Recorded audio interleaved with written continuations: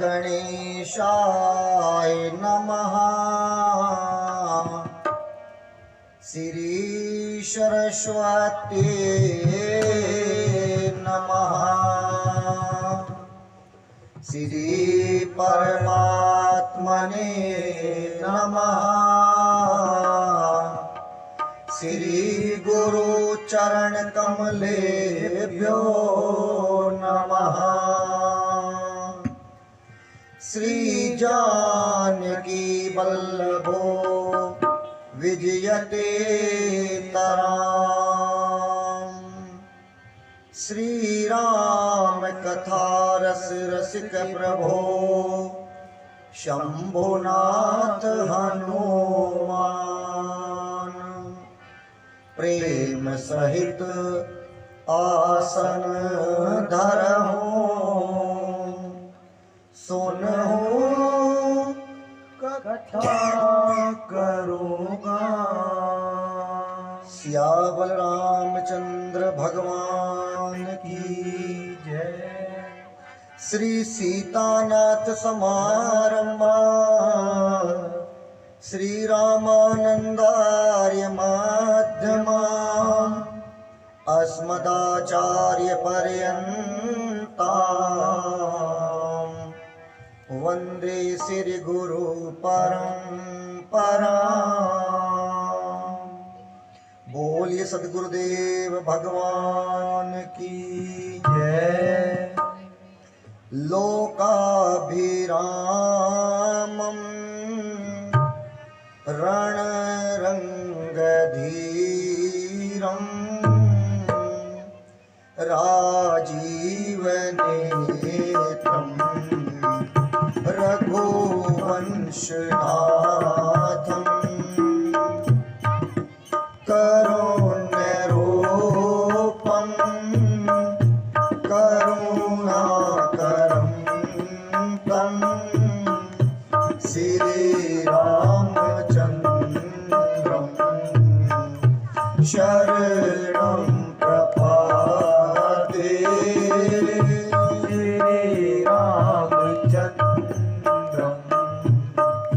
शरणं प्रपद्ये। कर्पूरगौरं करुणावतारं संसारसारं भुजगेन्द्रहारं सदा वसन्तं हृदयारविन्दे भवामि सहितं नमामि। भवामि सहितं नमामि। मनोजवं ऋतुतुल्यवेगं जितेन्द्रियं बुद्धिमतां वरिष्ठं वातात्मजं वा नरयोतमोख्यं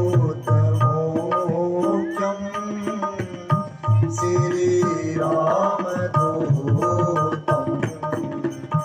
शरणं प्रपद्ये। श्रीरामदूतं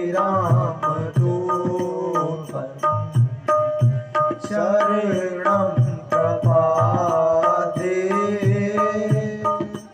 सीताराम राम राम सीताराम राम राम सीताराम राम राम सीताराम राम राम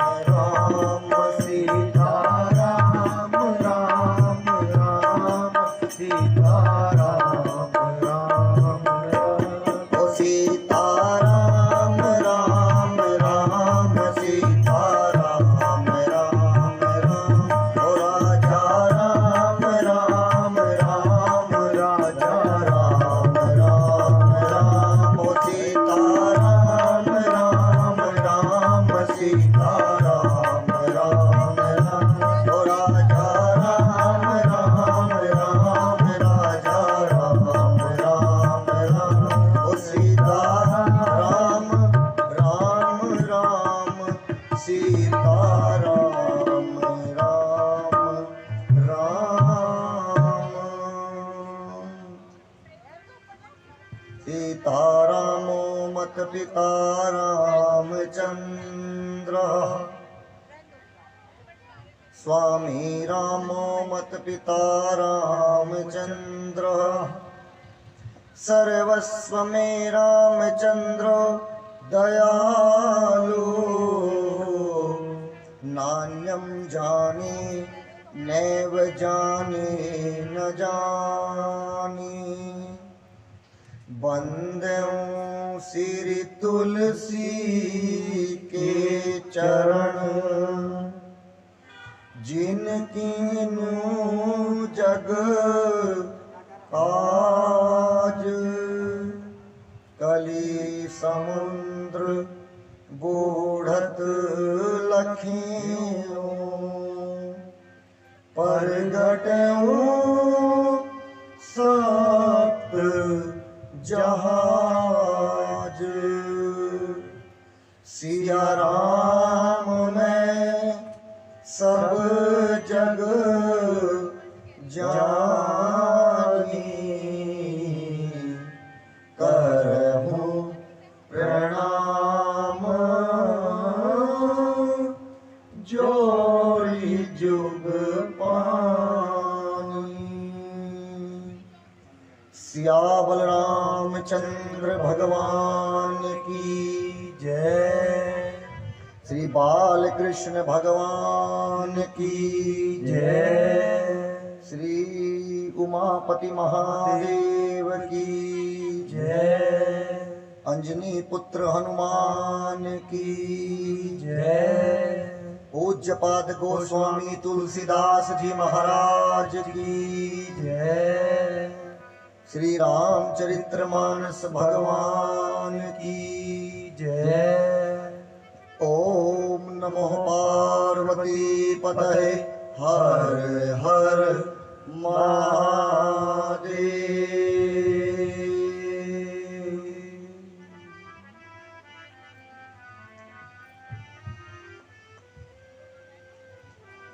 अनंतानंत कोटि ब्रह्मांड नायक अब कारण करनालय वर्णालय राघव जी के चरणों में बारंबार साष्टांग और भूत भामन शंकर भगवान जी के चरणों में बारंबार नमन और पूज्यपाद गोस्वामी तुलसीदास जी के चरणों में बारंबार वंदन।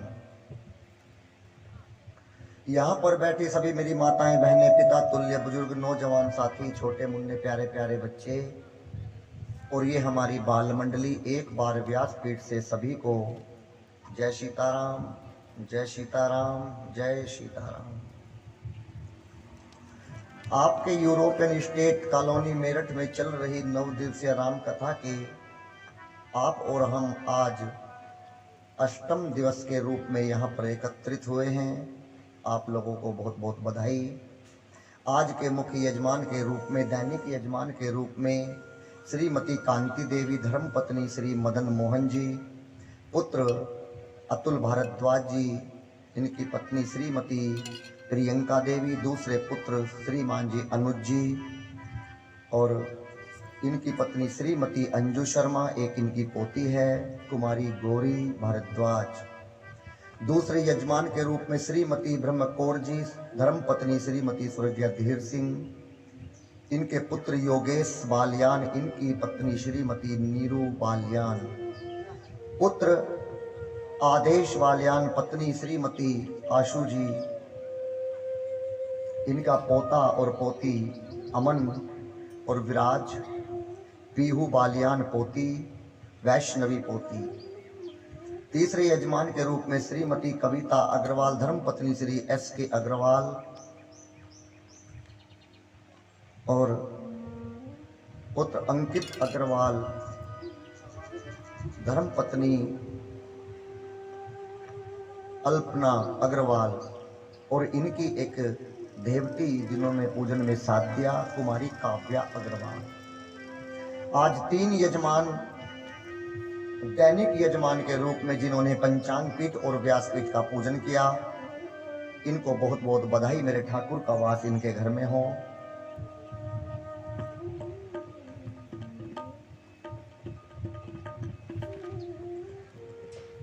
बताइए कल कथा को कहां पर विराम दिया था?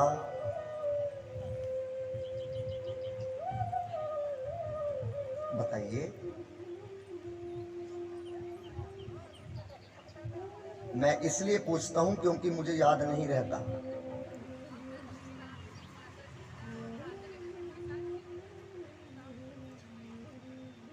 भगवान चित्रकूट में थे।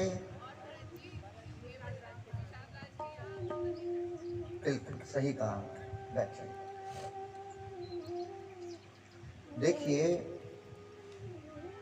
एक बार मैं ऐसे ही कथा कर रहा था। कथा के बीच में एक छोटा सा बच्चा आकर बैठा और वो पूरी तैयारी करके आया था कि महाराज जी जैसे ही पूछेंगे कि कल कथा कहां पर विराम ली थी तो मैं बताऊंगा। और उस दिन दुर्भाग्य के कारण मैं ये पूछना भूल ही गया। कथा को स्टार्ट किया, बच्चा खड़ा हुआ, बोला महाराज जी आज आपने ये नहीं पूछा कि कल कथा कहां पर विराम ली थी। उसने खड़े होकर बताया, क्योंकि मुझे भी याद नहीं रहता और आज 8वां मंगल दिवस है। हमारी बहन ही बताती है रोज और कोई नहीं बताता।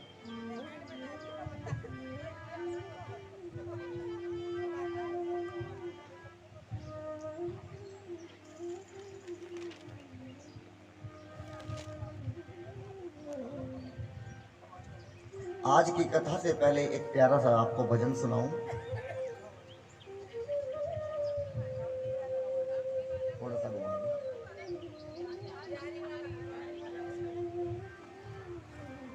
अभी हम लोग आपके यहाँ की यूरोपियन स्टेट की एक बुक छापने जा रहे हैं। उस पर काम चला हुआ है। 8 दिन की 9 दिन की कथा उस पर पूरी लिखेंगे। यजमानों के नाम लिखेंगे, यजमानों के फोटो होंगे और उस कथा में सब नाचने कूदने वाले भी फोटो होंगे और सब भजन भी होंगे। देखते हैं मार्केट में कितनी किताबें बिकती हैं। संसार के लोगों से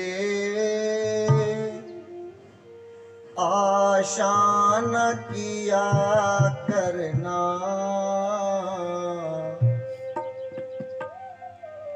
यहाँ कोई नहीं अपना, सिया राम कहा करना। संसार के लोगों से आशा न किया करना, यहाँ कोई नहीं अपना, सिया राम कहा करना।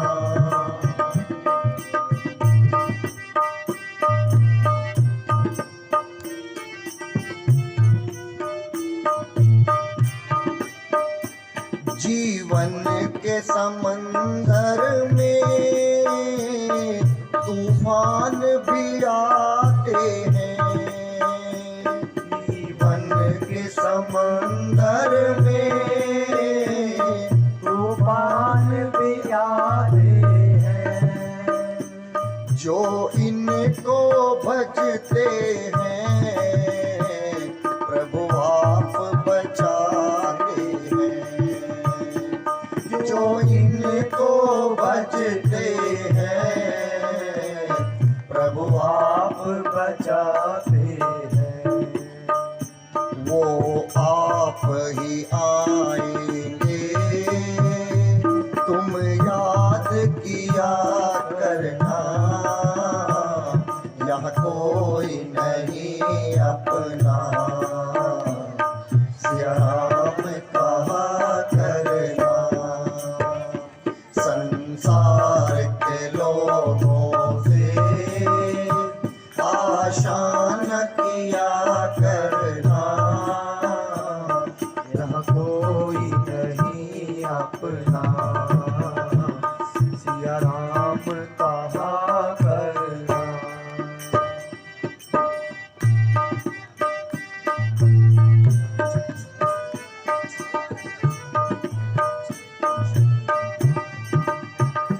मत भूल अरे बंदे यह देश बेगाना है। मत भूल अरे बंदे यह देश बेगाना है। इस दुनिया में आकर वापस तुझे जाना है। इस दुनिया में आकर वापस तुझे जाना है।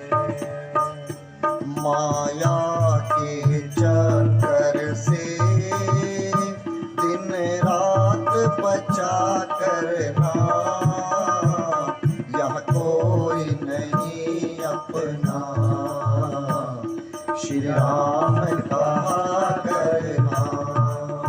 संसार के लोगों से आशा न किया करना,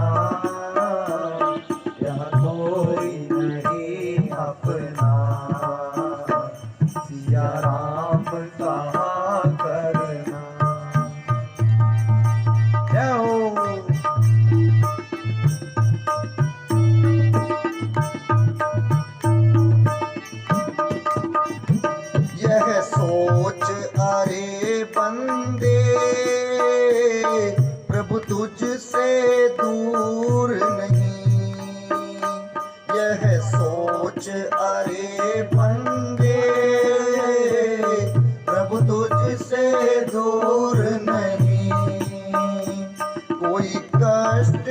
भक्तों पर प्रभु को मंजूर नहीं। कोई कष्ट हो भक्तों पर प्रभु को मंजूर नहीं। भगवान को आता है भक्तों पे दया करना। यह कोई नहीं अपना सिया राम कहा करना।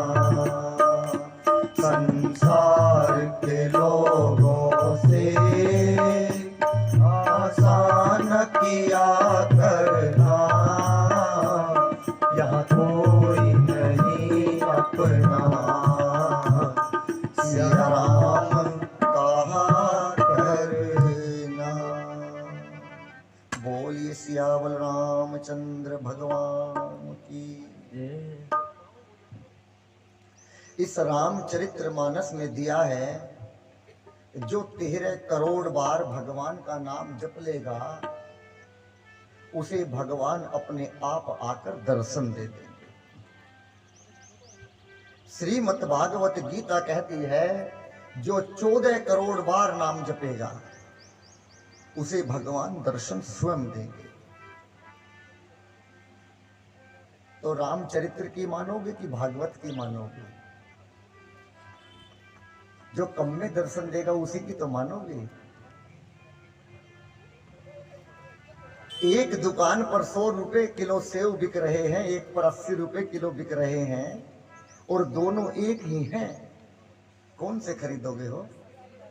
80 वाले।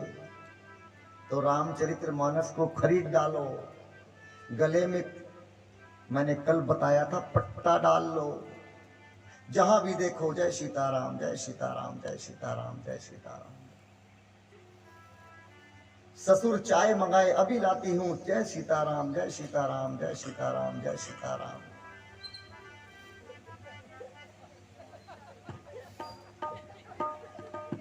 पराठे बनाओ, जय सीताराम जय सीताराम जय सीताराम। समझ लेना मंदिर में जाने की आवश्यकता नहीं, घर पर ही भजन हो गया, घर पर ही हो गया। कल की कथा में आपने सुना था कि हमारे भरत भैया निषाद राज गुहू के यहाँ पर रुके थे,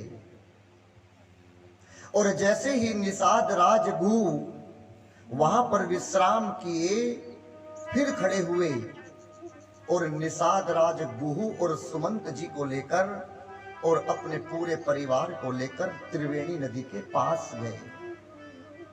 ये त्रिवेणी नदी कहाँ है?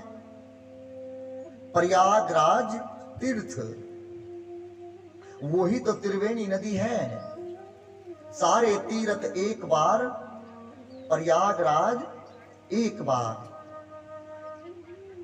एसी में भी सो, 20 लाख की गाड़ी में भी घूमो, लेकिन एक बार प्रयागराज भी अवश्य जाओ।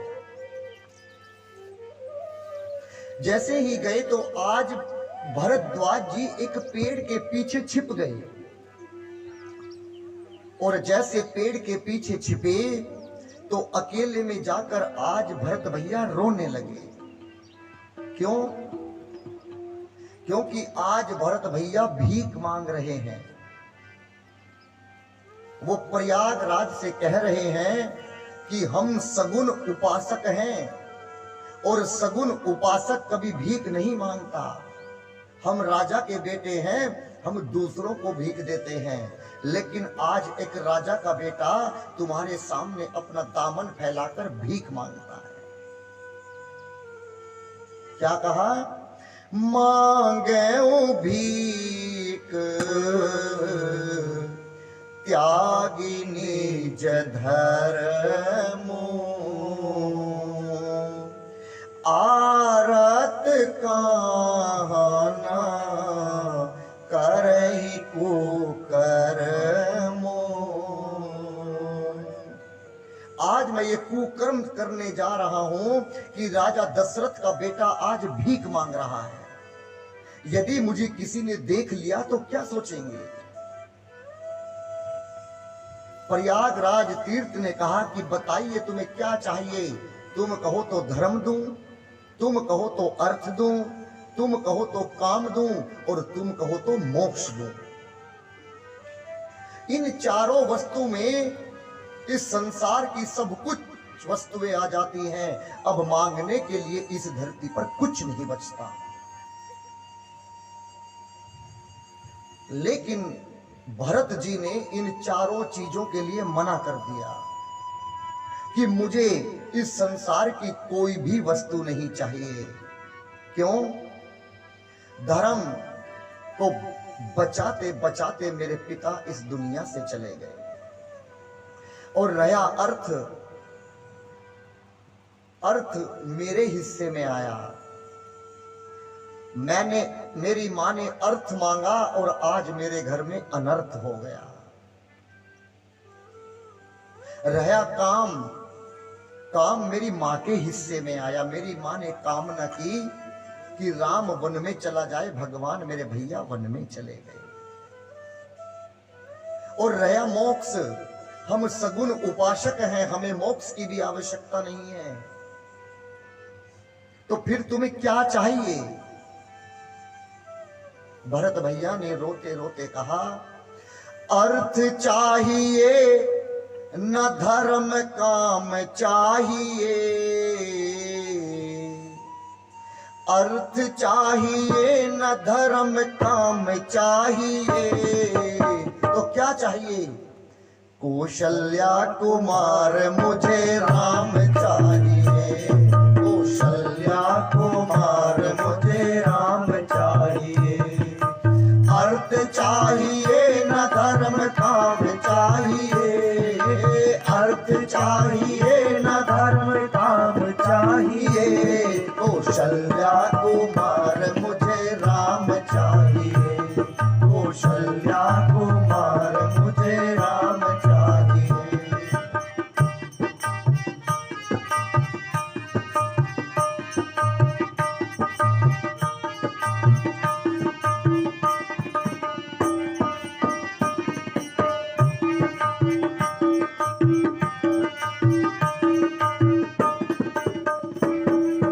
असरण अनाथ नाथ दीन हितकारी, असरण अनाथ नाथ दीन हितकारी। चाहिए विप्र बंधु पाप साप हारी, चाहिए विप्र बंधु पाप साप हारी। पर ब्रह्म भाव में विराम चाहिए, पर ब्रह्म भाव में विराम चाहिए।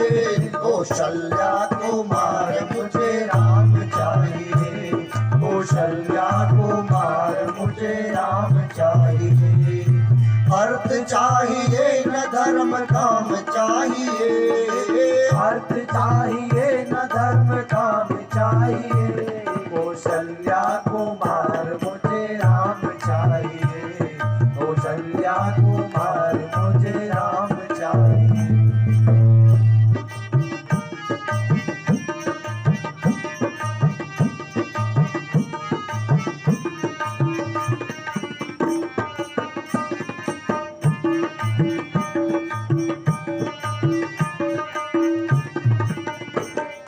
सत्य सिंधु दया सिंधु वीर व्रत धारी, सत्य सिंधु दया सिंधु वीर व्रत धारी। चाहिए चित्रकूट कानन बिहारी, चाहिए चित्रकूट कानन बिहारी। मंदाकिनी ललित ललाम चाहिए, मंदाकिनी ललित ललाम चाहिए। कौशल्या कुमार मुझे राम चाहिए, कौशल्या कुमार मुझे राम चाहिए।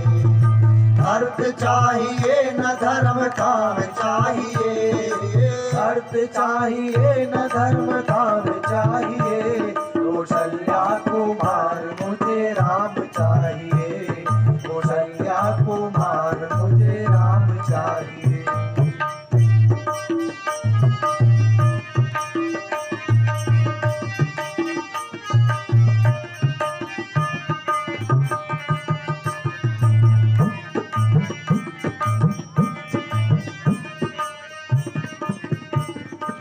कोटि मन मथा विराम राम मुझे चाहिए, कोटि मन मथा विराम राम मुझे चाहिए।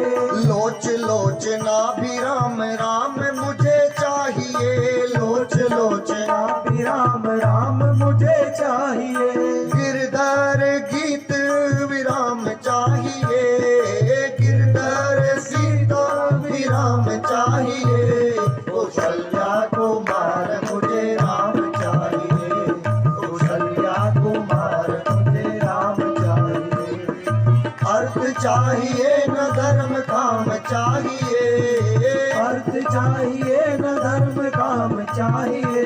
कौशल्या कुमार मुझे राम चाहिए, कौशल्या कुमार मुझे राम चाहिए, कौशल्या कुमार मुझे राम चाहिए। क्या मांगा भरत जी ने? अपने भैया को मांगा और कहा अर्थ न धर्म न काम रुचि, गति न चाहूं निर्वाह। क्या चाहते हो? जन्म जन्म रति राम पद, यह वरदान न आन। मुझे जन्म जन्म अपने भैया के चरण चाहिए, उनमें अनुराग चाहिए। और भरत भैया और क्या कहते हैं? सीताराम चरण रति मोरे, अनुदीन बढ़ाऊं अनुग्रह तोरे। मुझे बस अपने भैया और भाभी के चरणों में अनुराग चाहिए। त्रिवेणी नदी ने उनको आशीर्वाद दिया, कहा तात भरत तुम सब विधि साधु, तात भरत तुम सब विधि साधु। राम चरण अनुराग आधारू, राम चरण अनुराग आधारू, राम चरण अनुराग आधारू। और त्रिवेणी नदी ने आशीर्वाद दिया कि जाओ, तुम्हें तुम्हारे भैया अवश्य मिलेंगे। और मैं आपको बताऊं, जैसे ही उस त्रिवेणी नदी को भरत भैया ने पार किया, पूरे अयोध्या समाज ने उस नदी को पार किया, तो उस किनारे पर जाकर भरत भैया बैठ गए। क्यों? क्योंकि सामने भरद्वाज जी का आश्रम दिखाई पड़ा, जिसमें सबसे पहले राम जी रुके थे। वहीं पर भरत भैया के पैरों में इतने छाले पड़े थे कि कौशल्या मां आई और कौशल्या मां ने अपनी साड़ी का पल्लो फाड़कर और उसे त्रिवेणी नदी में गीला किया और उन छालों पर बांध दिया। भरत भैया ने उस पट्टी को खोलकर फेंक दिया। क्यों? मां, तू मेरे पैरों के छालों को तो देख पा रही है, जो भरत के दिल पर छाले पड़े हैं तुझे वो दिखाई नहीं देंगे। अरे मेरे पैरों के छालों पर तो तेरे हाथ हैं, तू पट्टी बांध सकती है मां, लेकिन मेरे भैया के पैरों में भी तो छाले पड़े होंगे, उनको किसने पट्टी बांधी होगी मां? और फिर उठे और फिर चल पड़े। सबसे पहले पहुंचे भरद्वाज जी के आश्रम के द्वार पर, और द्वार पर जाकर भरद्वाज जी बाहर ही खड़े थे। भरत जी दंडवत करके उल्टे लेट गए। बहुत समय हो गया, भरद्वाज जी खड़े नहीं हुए। क्यों? संकोच के कारण। यदि भरद्वाज जी ने ये पूछ लिया कि आप यहां क्यों आए हैं, तो मैं क्या जवाब दूंगा? अरे तेरे कारण ही तो भैया का वनवास हुआ है भरत, इसीलिए अपना मुख नहीं दिखा रहे हैं। आज भरद्वाज जी ने सोचा कि मैं जानता हूं कि भरत क्यों नहीं उठता। भरद्वाज जी ने अपने आप भरत जी को खड़ा किया और अपने सीने से लगाया। यहां पर कथा हमें एक सूत्र देती है मेरी मां, यदि कोई संकोच के कारण हमसे बात नहीं कर रहा है तो अपने अभिमान को त्याग कर उससे बात अपने आप ही कर ली जाए। भरद्वाज जी ने भरत जी को उठाया और कहा, अरे मैं सब जानता हूं, तुम क्यों मुझे अपना मुख नहीं दिखाना चाहते भरत, मैं सब जानता हूं, लेकिन तुम्हारे पिता की आज्ञा पाकर राम भैया वन में चले गए, यदि तुम राजा बन जाते तो कोई तुम्हें बुरा नहीं कहता, पर तुमने राम के चरणों के सामने एक राजगद्दी को भी त्याग दिया, ये तुमने बहुत अच्छा किया, बहुत अच्छा किया। भरद्वाज जी बोले, क्या मेरे भैया मुझे माफ तो कर देंगे ना? भरद्वाज जी ने कहा कि वो जितना प्रेम आपको करते हैं इतना प्रेम किसी को भी नहीं करते। कि भरद्वाज जी आप झूठ बोलते हैं। कि नहीं भरत, मैंने जब जाना, जब हम त्रिवेणी नदी में स्नान करने जा रहे थे, उस नदी का जल कुछ सांवला था, और जैसे ही उस नदी का जल राम ने हाथ में लिया तो राम जी ने कहा, अरे अरे गुरुजी देखो, एक मेरा भाई है जिसका रंग इस जल के जैसा है। और फिर संकल्प बोला, जम्बू दीपे भरत खंडे, और जैसे ही संकल्प में भरत का नाम आता है तो तुरंत राम जी ने सीने से हाथ लगाकर कहा कि गुरुवर, मेरा एक भाई है जिसका नाम भरत है। ये मैंने कब जाना भरत? जाना मरम नहात प्रयागा, मगन होई तुमरे अनुरागा। जब हम प्रयाग में स्नान कर रहे थे, मैंने जब जाना।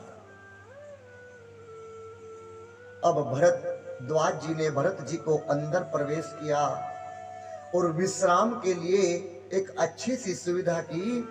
भरत भैया पूरी रात नहीं सोए, और जितने अयोध्या के लोग थे सबसे कहा कि देखो, इस आराम में मेरे भैया को मत भूल जाना। क्यों? हमें सुबह अपने भैया के पास जाना है। एक पक्षी होता है जिसका नाम होता है चकवा और चकई। किस किस ने देखा है? कभी चिड़ियाघर में जाइएगा तो वहां मिलेगा। आप उन्हें एक पिंजरे में बंद कर दीजिएगा और पूरी रात उन पर सीसीटीवी कैमरा लगा दीजिएगा। पूरी रात बीत जाएगी लेकिन एक दूसरे की तरफ को नहीं देखेंगे। एक इधर को मुख करके बैठेगा तो एक इधर को मुख करके बैठेगा। आज जो ये आश्रम था भरत जी के लिए, वो पिंजरा बन गया, और जो भरत जी थे वो चकवा बन गए, और जो आश्रम की सुख और सुविधाएं थी वो चकई बन गई। और भरत जी ने चकवा बनकर उस चकवी सुविधा की तरफ को एक बार भी नहीं देखा। दुख भारी हुआ भरत को भरद्वाज की बातों को सुन के, उस चकवे और चकवी का दंग रह गया प्यार देख के। उस चकवे और चकवी का दंग रह गया प्यार देख के। दुख भारी हुआ भरत को भरद्वाज की बातों को सुन के, उस चकवे और चकवी का रह गया प्यार देख के। उस चकवे और चकली का रह जा प्यार देख के। पूरी रात बीत गई लेकिन एक तरफ भी, एक बार भी सुख और सुविधाओं की तरफ नहीं देखा। ये पंखा बंद कर दो तो मौसम ठीक हो। और सुबह भरद्वाज जी के पास आए और भरद्वाज जी से कहा कि गुरुवर, अब आप हमें बताइएगा, अब हम अपने भैया को ढूंढने किस दिशा में जाएं।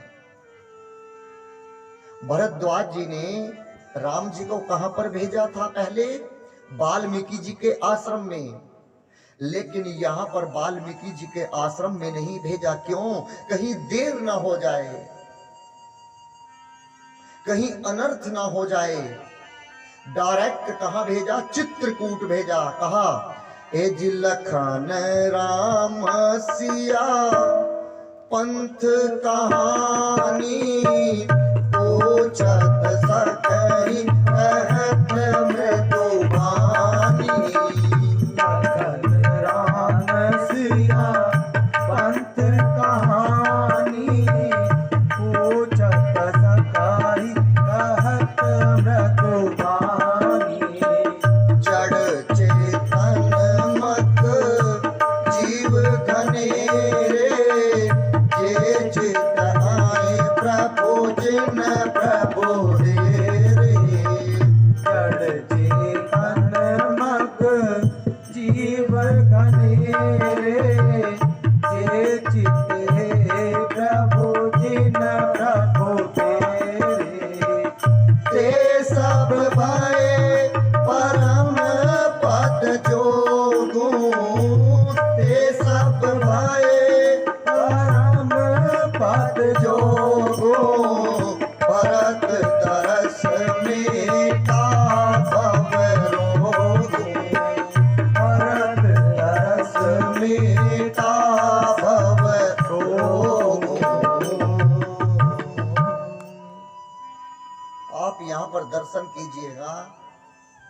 जब भरत जी चले, जितने भी पत्थर भरत जी के पैरों के नीचे आए और जिन पर भरत भैया के आंसू गिर पड़े, वो पत्थर पिघल गए। अब आप कहेंगे महाराज जी कई पत्थर भी पिघलते हैं। जब आप चित्रकूट जाइएगा तो वहां पर एक स्थान है जिसका नाम है कामदगिरी। कामदगिरी में जाइएगा, वहां आज भी भगवान की कुटिया बनी हुई है और उसी कुटिया के पास आज भी वो पत्थर रखे हुए हैं। जिस पत्थर पर भरत जी के आंसू गिरे, उन पत्थरों में वहां पर गड्ढे हो गए, वो पिघल गए मोम की भांति। महाराज जी दिखाई तो नहीं देते, जब जाकर देखोगे नहीं तो कहां से दिखाई देंगे। एक रास्ते में एक जगह और पड़ेगी जिसका नाम है राम शयन। जब भगवान जा रहे थे तो रास्ते में एक बहुत बड़ा विशाल पर्वत आया। उस पर्वत के नीचे एक गुफा थी। उस गुफा में एक ऋषि तप करते थे 1000 वर्ष से। जैसे ही उन्होंने देखा कि राम और सीता लक्ष्मण आ रहे हैं, तो वो उस गुफा से बाहर निकले और उस पर्वत से हाथ जोड़कर कहा कि हे पर्वत देव, आज मैं तुमसे कुछ मांगना चाहता हूं। मैंने आज तक जप किया, तप किया, यज्ञ किया, हवन किया, दान किया, उसके बदले में मैं एक वस्तु मांगना चाहता हूं। पर्वत ने कहा, मांगिएगा, क्या मांगना है? पता है उस ऋषि ने क्या मांगा? कि आज मेरे राम और जानकी और लक्ष्मण इस मार्ग से आ रहे हैं, तुम एक रात के लिए मोम के बन जाना। क्यों? क्योंकि मेरे प्रभु आज विश्राम करेंगे और आप बहुत नुकीले हैं, कहीं मेरे राम और सीता की कमर में आप चुभ मत जाना। अगर आप चुभ गए तो वो मुझसे बर्दाश्त नहीं होगा। आप जाइएगा चित्रकूट मार्ग पर राम शयन पत्थर आता है, वो पत्थर पूरी रात मोम का बन गया। कहोगे महाराज कैसे पता करें?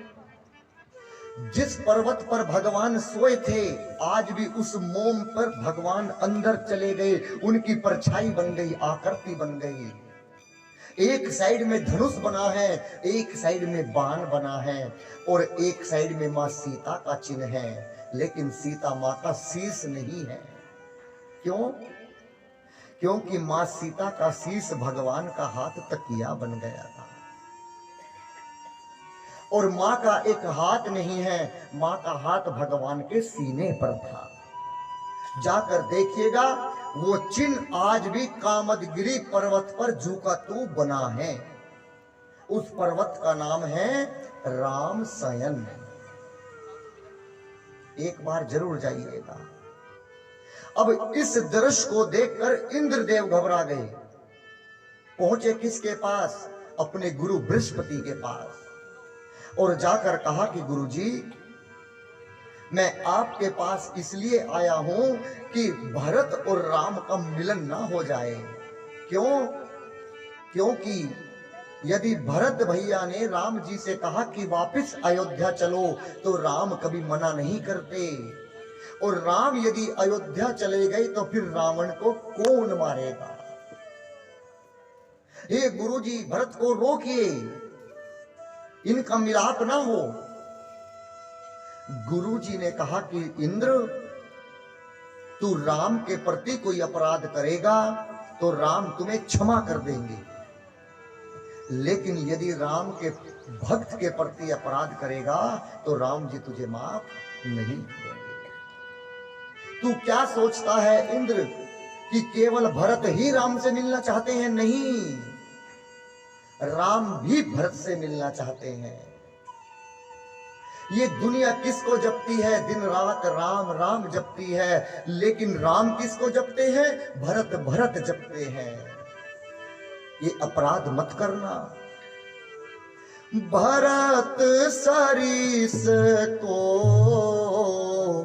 राम सनेही, ये जग जप राम राम जप जेही। राम दिन रात भरत भरत जपते हैं। और इतना समझाया, वहां से इंद्रदेव वापिस चले गए। रास्ते में जो गांव पड़े, गांव के लोगों ने कहा कि देखो, जो कल जा रहे थे आज फिर जा रहे हैं। एक ने कहा नहीं, वो तो 3 थे, ये तो बहुत हैं, ये वो नहीं है। एक कहता है कि मुझे पता है ये कौन है, वो जो कल गए थे वो रूठ कर गए थे और ये उन्हें मनाने जा रहे हैं।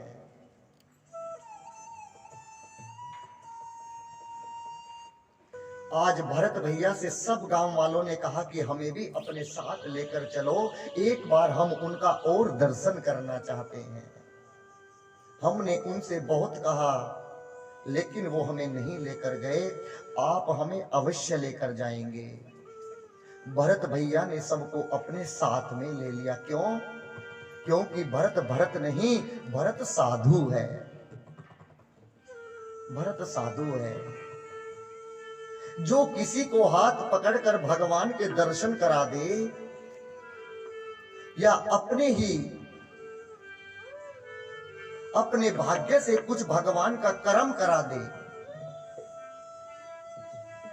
अपने आप पैसा खर्च कर मान लो कहीं पर कथा करा दे, जागरण करा दे, हवन करा दे, कथा करा दे, यदि वो कथा किसी के 100 लोगों के कान में चली गई तो वो सारा फल उसके खाते में जाता है।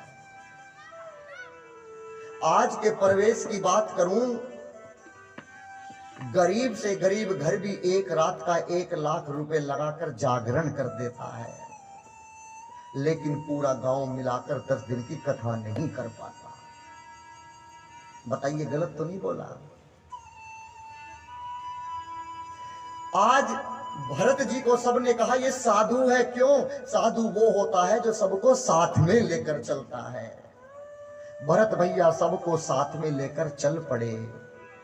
और अब उसी वक्त मेरी मां जानकी को एक सपना दिखाई दिया।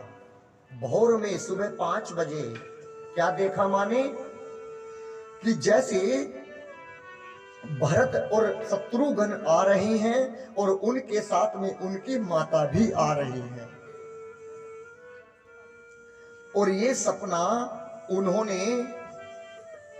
सपना जाकर किसको बताया? प्रभु राम जी को बताया कि नाथ आज मैंने एक सपना देखा है। कैसा सपना? कि जैसे भरत भैया आ रहे हैं और साथ में मां भी हैं, लेकिन माओं की स्थिति अच्छी नहीं है। क्यों? क्योंकि मां की मांग में, तीनों मां की मांग में सिंदूर नहीं था। ये बात सुनकर राम जी वहीं पर एक शंकर भगवान का मंदिर था, उस मंदिर में जाकर भजन करने लगे। जैसे भजन शुरू किया, उत्तर दिशा की तरफ से और दक्षिण दिशा की तरफ को एक आंधी आई, बहुत तेज आंधी आई। राम जी खड़े हुए और उस आंधी में दौड़े दौड़े कोहल और भील आए। उन्होंने कहा नाथ हम आपको बहुत देर से ढूंढ रहे थे। क्यों? कोई आया है, वो तुमसे मिलना चाहता है। क्यों? वो जब भी देखते हैं उसकी मुंह से बस राम राम राम भैया निकल रहा है और वो अपना नाम भरत बताता है। और जैसे ही कहा भरत आ गया, भगवान खुश हो गए, लेकिन फिर चिंता में डूब गए। क्यों? क्योंकि आज तक मैंने भरत की बात को नहीं गिराया। यदि भरत ने मुझसे एक बार भी ये कह दिया कि चलो भैया वापिस अयोध्या चलो, तो मैं उसकी बात को मना नहीं कर सकता, मुझे अयोध्या जाना पड़ेगा। लेकिन मेरा भरत तो साधु है, मेरा भरत मुझसे बिना पूछे कोई कार्य नहीं करता, मैं उसे मना लूंगा। कैसे? भरत तू कहे मोह साधु सयानी। मेरा भरत तो साधु है। और जैसे लक्ष्मण ने देखा कि भरत आ रहे हैं, लक्ष्मण ने अपना बाण निकाल लिया। कहा कि पहले तो मेरे भैया को घर से निकाला और अब जंगल में भी मेरे भैया को मारने आ गया, मैं इसे नहीं छोड़ूंगा भैया। और जैसे बाण को छोड़ना चाहा, राम जी ने हाथ पकड़ लिया। क्यों? भगवान कहना चाहते हैं कि इस दुनिया में हर कार्य संभव हो सकता है, लेकिन भरत मेरा भाई मेरे प्रति कोई अपराध करे ये संभव नहीं हो सकता। बाण को रोका, धनुष को नीचे फेंका और अब जैसे ही भगवान की कुटिया कितनी दूर थी, जैसे यहां से और ये गाड़ी खड़ी है। अब भरत भैया वापिस मुड़ पड़े। सबने कहा कि अब तक तो कह रहे थे राम से मिलना है, राम से मिलना है, और जैसे ही राम की कुटिया सामने आई तुम वापिस जा रहे हो, क्यों? भरत भैया ने कहा कि मैंने पहले से ही अपने भैया को बहुत पैदल चलवाया है, कहीं मेरे भैया ये ना सोचे कि देखो मुझे और दूर भगाने आ गया, मेरे भैया इस वजह से और ना दौड़ पड़े। मैं अपने भैया को और पैदल नहीं चलाना चाहता, मैं इसीलिए वापस जाना चाहता हूं। सुमंत जी ने हाथ पकड़ा और हाथ पकड़कर कहा कि देखो तुम्हारे भैया सामने बैठे तुम्हारा इंतजार कर रहे हैं। और आज भरत भैया रोते रोते कौशल्या मां के चरणों में बैठे क्या कहते हैं? जब जब याद पड़े रघुराई, जब जब याद पड़े रघुराई, प्राण निकलना जाए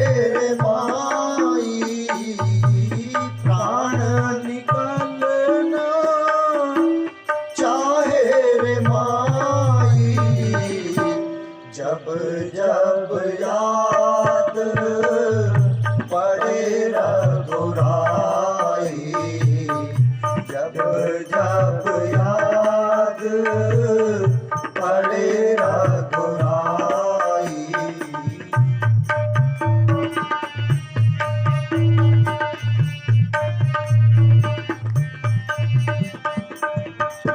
कैसे होंगे भैया मेरे तपती धरा और जलती धूप में हो, कैसे होंगे भैया मेरे तपती धरा और जलती धूप में हो, कंकरीली राहें नंगे पाव भाभी होगी किस रूप में हो, कंकरीली राहें नंगे पाव भाभी होगी किस रूप में हो, कोई न जाने कोई न समझे वीर पराई, जब जब याद पड़े रघुराई, जब जब याद पड़े रघुराई, जान निकलना चाहे रे भाई, जब जब याद पड़े रघुराई।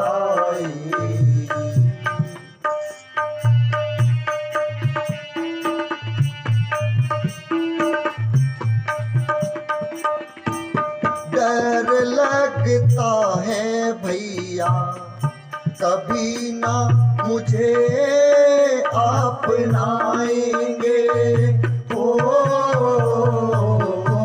डर लगता है भैया मुझे ना कभी भी अपनाएंगे हो, अपने हृदय का शीशा कैसे हम निकाल कर दिखाएंगे हो, अपने हृदय का शीशा कैसे हम निकाल कर दिखाएंगे हो, कैसे सहेंगे कैसे सहेंगे ये लंबी जुदाई, जब जब याद पड़े रघुराई, जब जब याद पड़े रघुराई,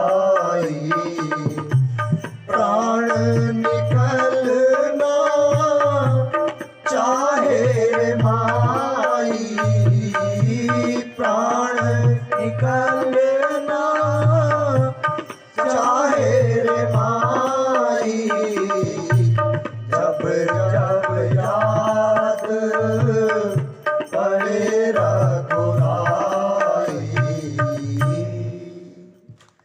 कैसे होंगे भैया मेरे तपती धरा और जलती धूप में, कंकरीली राहें नंगे पाव भाभी होंगी किस रूप में, कोई न जाने पीर पराई, जब जब याद पड़े रघुराई। और जैसे ही माँ से कहा, अब भरत भैया को सुमंत जी पकड़ कर लेकर कहां पर गए, जिस कुटिया में राम भगवान रहते थे। और उस कुटिया के द्वार पर जाकर खड़े हो गए। लाठी देखी है ना, लाठी अगर सीधी खड़ी कर दो तो कोई बता सकता है कि किधर गिरेगी? नहीं बता सकता ना। आज भरत भैया द्वार पर खड़े हैं और जैसे ही द्वार पर खड़े हुए कहा, पाहि नाथ प्रभु पाहि गोसाई, भूतल परे लकुट के नाई। क्या कहा? पाहि नाथ प्रभु पाहि गोसाई। और ये कहकर भरत भैया जमीन पर उल्टे गिर पड़े। आप मुझे बताइए, जब द्वार पर कोई इतनी तेज आवाज लगाए तो क्या अंदर भगवान को ये आवाज सुनाई नहीं दी होगी? चींटी कितनी बड़ी होती है चींटी। यदि कोई इस हिंदुस्तान में ऐसा कारीगर हो जो चींटी के पैर की पाजेब बना दे, बना सकता है कोई? और उस पाजेब में घुंघरू लगा दे और वो चींटी रानी ठुमक ठुमक के चले, उस घुंघरू की आवाज को भी साकेत में बैठकर मेरे राम सुन लेते हैं। तो क्या आज भरत भैया की आवाज नहीं सुनी होगी? लेकिन भरत भैया खड़े नहीं हुए, क्यों? भरत भैया राम भैया कहना चाहते हैं कि जो लक्ष्मण अभी उन्हें मारने जा रहा था भरत को, जब तक लक्ष्मण मुझसे ये नहीं कहेगा कि द्वार पर भरत भैया आए हैं, मैं जब तक खड़ा नहीं होऊंगा।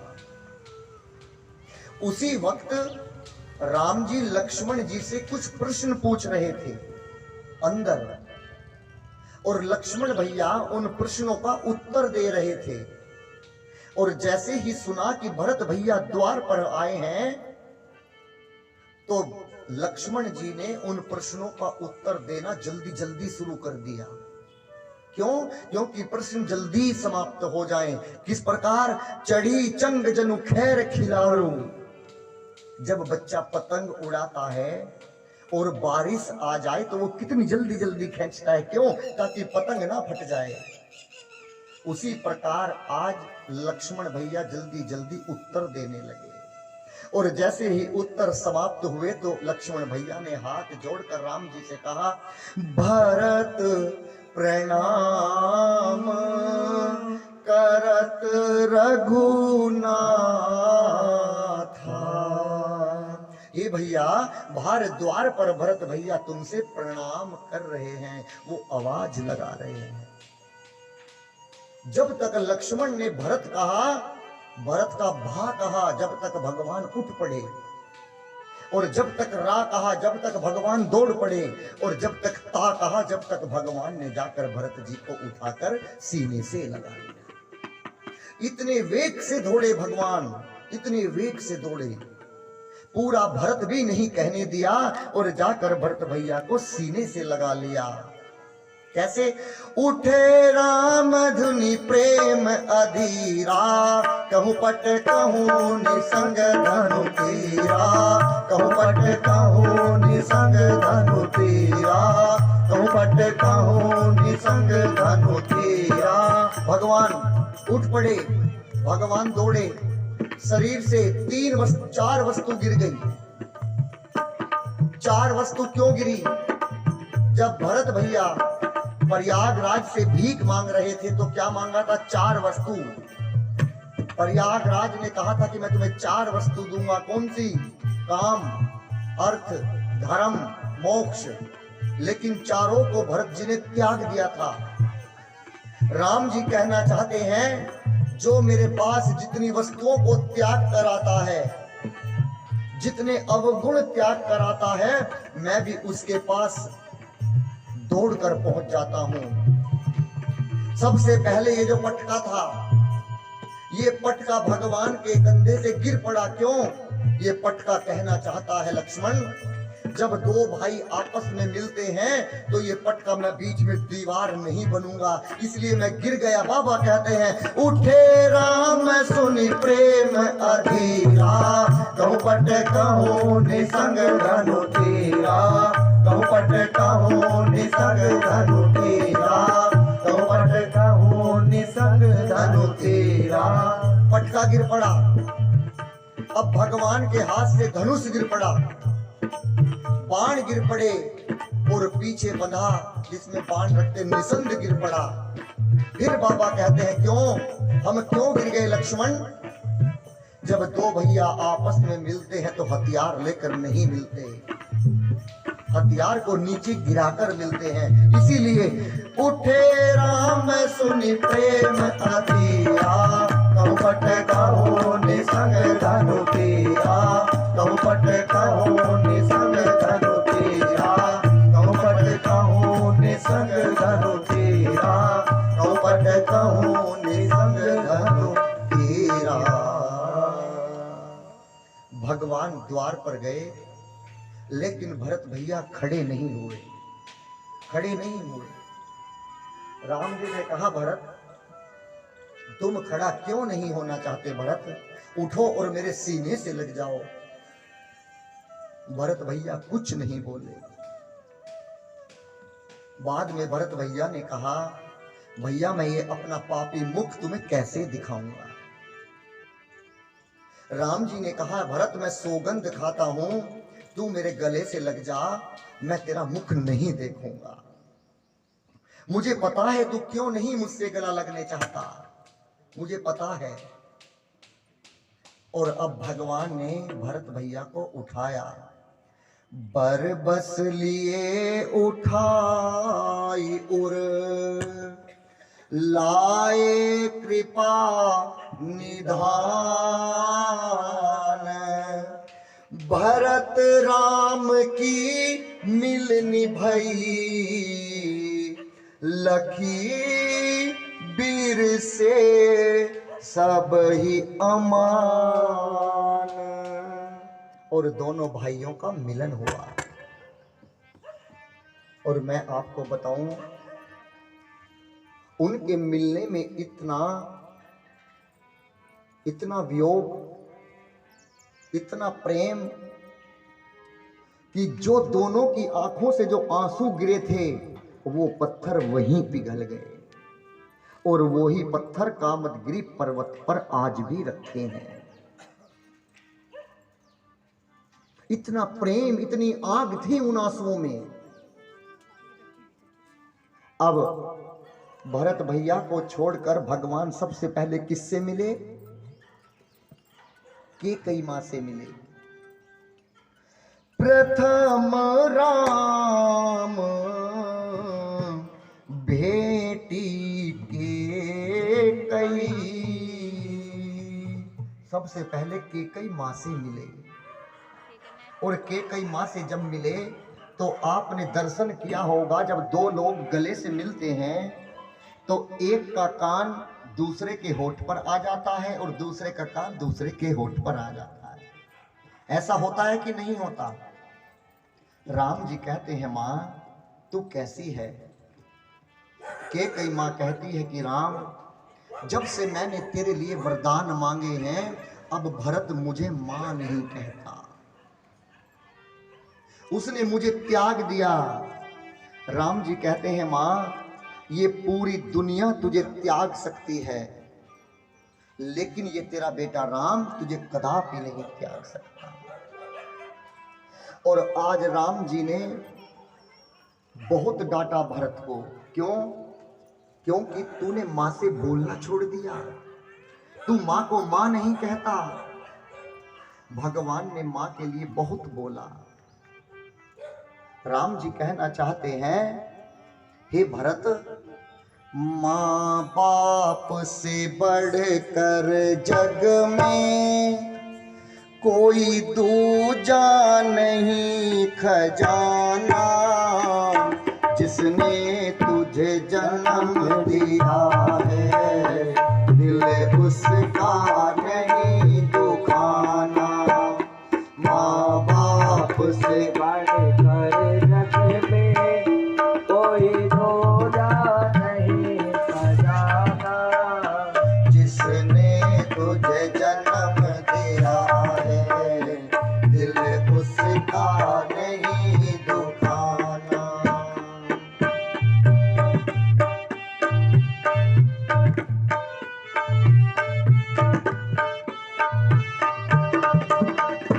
पहले तो माने तुझको 9 महीने पेट में ढोया, सीने का खून पिलाया, तो जब जब बंदे रोया।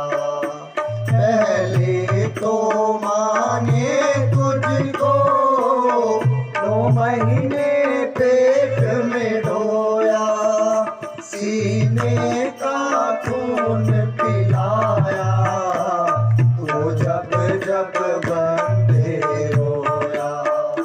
बड़ा कर्ज है मुझ पर माँ का, तेरा परम है कर्ज चुकाना। जिसने तुझे जन्म दिया है दिल उसका नहीं दुखाना। माँ बाप से बढ़कर जग में कोई दूजा नहीं खजाना। जिसने तुझे जन्म दिया है दिल उसका नहीं दुखाना। एक पति जब ऑफिस में जाता है और शाम को घर आता है तो द्वार पर खड़ा उसका बच्चा मिलता है। कहता है कि पिताजी मेरे लिए क्या लाए हो। क्या कहता है? पिताजी मेरे लिए क्या लाए हो। थोड़ा सा और अंदर जाता है, आंगन में उसकी पत्नी मिलती है। वो कहती है कि आज दिन में कितना कमाए हो। बच्चे ने क्या कहा? क्या लाए हो। पत्नी ने कहा कितना कमाए हो। और अंदर सबसे पीछे एक बूढ़ी सी माँ बैठी होती है। वो क्या कहती है? बच्चे ने कहा क्या लाए हो, पत्नी ने कहा कितना कमाए हो, और उस माँ ने कहा बेटा दिन में क्या खाए हो। माँ हर वक्त अपने बच्चे को बलवान बनाने में लगी रहती है। चाहे पूरे दिन की भूखी हो, बस बेटा जब ड्यूटी से आए तो एक बार बस उस बूढ़ी माँ के पास चला जाए। बस एक बार। अगर वो उसको एक बार देख लेगी, जाकर बैठ जाएगा और बस कुछ नहीं कहना है माँ कैसी है तू। उसकी भूख ज्यादा नहीं है, 100 या 50 रुपए महीने में है, लेकिन हम उसको एक चवन्नी भी नहीं देते। माँ कहती है कि बेटा क्या खाए हो। माँ हर वक्त बच्चे को बलवान बनाने में लगी रहती है। दिन रात तुझे तेरी माँ ने बाहों में अरे झुलाया, खुद गीले में माँ सोई, सोखे में तुझे सुलाया। दिन रात तुझे तेरी माँ ने बाहों में अरे झुलाया, खुद गीले में माँ सोई, सोखे में तुझे सुलाया। तू कोई भी दुख देकर ना माँ को कभी रुलाना। जिसने तुझे जन्म दिया है दिल उसका नहीं दुखाना। माँ बाप से बढ़कर जग में कोई दूजा नहीं खजाना। जिसने तुझे जन्म दिया है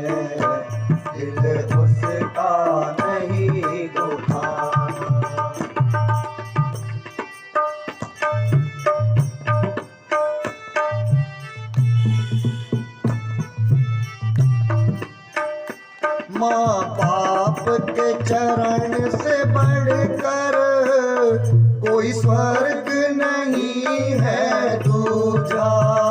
सब छोड़ के तीरथ बंदे कर ले माँ बाप की पूजा। माँ बाप से चरण से बढ़कर कोई स्वर्ग नहीं है दूजा। सब छोड़ के तीरथ बंदे कर ले माँ बाप की पूजा। इस जन्म मरण से तुझ